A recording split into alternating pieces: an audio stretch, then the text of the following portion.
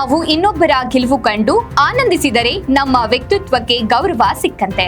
ಜೊತೆಗೆ ಕ್ರೀಡಾ ಮನೋಭಾವನೆಯನ್ನ ಬೆಳೆಸಿಕೊಳ್ಳಲು ಸಾಧ್ಯ ಎಂದು ಕರ್ನಾಟಕ ಪಬ್ಲಿಕ್ ಕಾಲೇಜು ಉಪನ್ಯಾಸಕ ನಿರಂಜನ್ ಹೇಳಿದರು. ತಾಲೂಕಿನ ಕಾಶಿಪುರ ಗ್ರಾಮದ ಕರ್ನಾಟಕ ಪಬ್ಲಿಕ್ ಕಾಲೇಜಿನಲ್ಲಿ ನೆಹರು ಯುವ ಕೇಂದ್ರ ಮತ್ತು ಮಡಿಲು ಗ್ರಾಮೀಣ ಮತ್ತು ನಗರಾಭಿವೃದ್ಧಿ ಸಂಸ್ಥೆ ವತಿಯಿಂದ ಭಾರತದ ಶ್ರೇಷ್ಠ ಹಾಕಿ ಆಟಗಾರರಾಗಿದ್ದ ಮೇಜರ್ ಧ್ಯಾನ್ ಚಂದ್ ಅವರ ಸ್ಮರಣಾರ್ಥವಾಗಿ ಕಾಲೇಜು ವಿದ್ಯಾರ್ಥಿಗಳಿಗೆ ಆಯೋಜಿಸಿದ್ದ ಕ್ರೀಡಾಕೂಟವನ್ನು ಉದ್ಘಾಟಿಸಿ ಮಾತನಾಡಿದರು. ನಿಮ್ಮ ಕಾಲೇಜಿನಲ್ಲಿ ಹಮ್ಮಿಕೊಂಡಿದ್ದೇವೆ. ಸ್ಟ್ರೆಂತ್ ಕಡಿಮೆ ಇರೋದ್ರಿಂದ ಜಸ್ಟ್ ಒಂದು 100 ಮೀಟರ್ ಓಟವನ್ನು ನಾವು ಮಾತ್ರ ಫಿಕ್ಸ್ ಮಾಡ್ಕೊಂಡಿದ್ದೀವಿ. ಮುಂದಿನ ದಿನಗಳಲ್ಲಿ ಒಂದು ಒಳ್ಳೆ ಪ್ಲ್ಯಾನ್ ಮಾಡಿಕೊಂಡು ಈ ಕಾಲೇಜಿನಲ್ಲಿ ಒಂದು ಒಳ್ಳೆ ಪ್ರೋಗ್ರಾಮ್ ಕೊಡಬೇಕಂತ ನಿರ್ಧಾರ ಮಾತಾಡಿದ್ವಿ. ಇವತ್ತು ಜಸ್ಟ್ ಒಂದು ಓಟವನ್ನು ನಾವು ಫಿಕ್ಸ್ ಮಾಡ್ಕೊಳ್ಳೋಣ. ಅದು ಮುಗಿಸ್ಬಿಟ್ಟು ಜಸ್ಟ್ ಒಂದು 30 ಮಿನಿಟ್ಸ್ ಒಳಗಡೆ ಕಾರ್ಯಕ್ರಮ ಮುಗಿಸ್ಬಿಟ್ಟು ನೀವು ಕ್ಲಾಸ್ ಜಾಯ್ನ್ ಆಗಿ, ಓಕೆನಾ? ಮಡಿಲು ಸಂಸ್ಥೆಯ ಅಧ್ಯಕ್ಷ ಕುಮಾರಸ್ವಾಮಿ ಎಚ್ ಮಾತನಾಡಿ, ಜನರು ಕ್ರೀಡಾ ಚಟುವಟಿಕೆಯಲ್ಲಿ ಭಾಗವಹಿಸುವಂತೆ ಉತ್ತೇಜಿಸಲು ಪ್ರತಿ ವರ್ಷ ದೇಶದಲ್ಲಿ ರಾಷ್ಟ್ರೀಯ ಕ್ರೀಡಾ ದಿನವನ್ನ ಆಚರಣೆ ಮಾಡಲಾಗುತ್ತದೆ ಎಂದರು.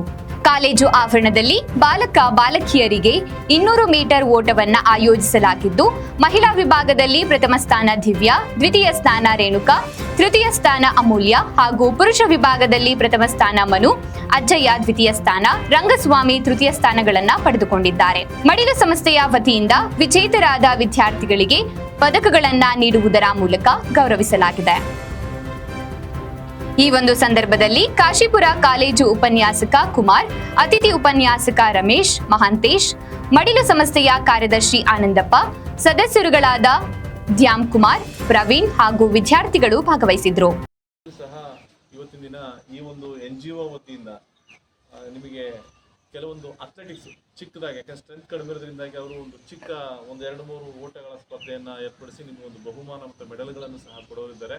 ಹಾಗಾಗಿ ನೀವು ತುಂಬ ಸ್ನೇಹಪೂರ್ವಕವಾಗಿ ಭಾಗವಹಿಸ್ರಿ. ಸೋಲು ಗೆಲುವು ಸಹ ಇದ್ದಿದೆ ಆಟದಲ್ಲಿ. ಒಬ್ಬರು ಗೆಲ್ಲಬೇಕಾದ್ರೆ ಒಬ್ಬರು ಸೋಲ್ಬೇಕಾಗುತ್ತೆ. ಆದರೆ ಕ್ರೀಡಾ ಮನೋಭಾವವನ್ನು ಮೆರೆಯಬೇಕು. ಯಾಕಂದರೆ ಮೊನ್ನೆ ನೀವು ಒಲಿಂಪಿಕ್ಸಲ್ಲಿ ಒಂದು ಘಟನೆಯನ್ನು ನೀವು ಓದಿದ್ರೆ ಏನೋ ಗೊತ್ತಿಲ್ಲ, ಗಮನಿಸಿದ್ರೆ ಏನೋ ಗೊತ್ತಿಲ್ಲ. ಏನು ಅಂತಂದರೆ ರಿಸ್ಲಿಂಗಲ್ಲಿ ಇಬ್ಬರು ಸ್ಪರ್ಧಿಗಳು ಭಾಗವಹಿಸಿದ ಸಂದರ್ಭದಲ್ಲಿ ಒಬ್ಬ ಫೈನಲ್ಗೆ ಹೋದ ಸಂದರ್ಭದಲ್ಲಿ ಒಬ್ಬ ಕ್ರೀಡಾ ಸ್ಪರ್ಧಿಗೆ ಕಾಲು ನೋವಾಗುತ್ತೆ. ಅವನ ಆಟವನ್ನು ಮುಂದುವರ್ಸೋಕ್ಕಾಗೋದಿಲ್ಲ.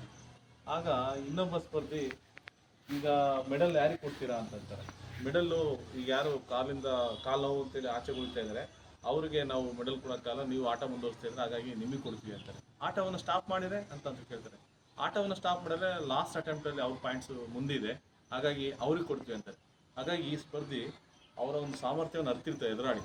ನನಗಿಂತ ನನ್ನ ಎದುರಾಳಿ ತುಂಬ ಶಕ್ತಿಯುತ ಸಮರ್ಥನಿದ್ದಾನೆ, ಹಾಗಾಗಿ ನಾನು ಆಟ ಮುಂದುವರಿಸ್ಬಿಟ್ಟು ಸುಲಭವಾಗಿ ನನಗೆ ಪಾಸ್ ಆಗಿಬಿಡುತ್ತೆ. ಅದು ಬೇಡ, ಇದು ನಿಜವಾಗಿ ಗೆಲ್ಲಬೇಕಾಗಿರೋದು ಈ ಆಟದಲ್ಲಿ ಅವರು ಅಂತೇಳಿ ಇವರು ಮುಕ್ತ ಮನಸ್ಸಿನಿಂದ ಇಲ್ಲ, ನಾನು ಆಟವನ್ನು ಲೆಫ್ಟ್ ಮಾಡ್ತಾ ಇದ್ದೀನಿ ಅಂದರೆ ಆಟವನ್ನು ನಾನು ಮುಂದುವರಿಸೋದಿಲ್ಲ ಅಂತ ಹೇಳ್ತಾರೆ. ಆಗ ಫಸ್ಟ್ ಮೆಡಲ್ ಯಾರು ಸಿಗುತ್ತೆ ಅಂತಂದರೆ ಕಾಲು ನೋವಿನಿಂದ ಹೊರಗೋದಂತಹ ಕ್ರೀಡಾಪಟುವಿಗೆ ಸಿಗುತ್ತೆ.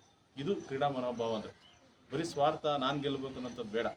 ಗೆಲುವು ಇನ್ನೊಬ್ಬರ ಯಶಸ್ಸನ್ನು ನಾವು ಸಂಭ್ರಮಿಸ್ಬೇಕು, ಇನ್ನೊಬ್ಬರ ಯಶಸ್ಸನ್ನು ನಾವು ಆನಂದಿಸ್ಬೇಕು. ಆಗ ನಮಗೆ ನಿಜವಾಗೂ ನಮ್ಮ ವ್ಯಕ್ತಿತ್ವಕ್ಕೆ ಒಂದು ಗೌರವ ಮೆರೆದು ಸಿಗುತ್ತೆ.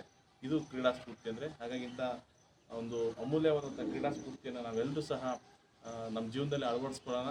ಜೊತೆಗೆ ನಮ್ಮ NGO ಏನು ಮಡಿಲು ಗ್ರಾಮೀಣ ಮತ್ತು ನಗರಾಭಿವೃದ್ಧಿ ಸಂಸ್ಥೆ ಆಲೂಗಟ್ಟ ಇವರು ಬಂದಿದ್ದಾರೆ ಈ ದಿನ. ಇವರ ಒಂದು ಸಮಾಜ ಸೇವಾ ಕಾರ್ಯಕ್ಕೆ ನಾವೆಲ್ಲರೂ ಸಹ ಬೆಂಬಲಿಸೋಣ, ಭಾಗವಹಿಸೋಣ ಅಂತೇಳಿ ಈ ಒಂದು ಸಂದರ್ಭದಲ್ಲಿ ನಿಮ್ಮೆಲ್ಲರಿಗೂ ಸಹ ಧನ್ಯವಾದಗಳನ್ನು ಹೇಳ್ತೇನೆ.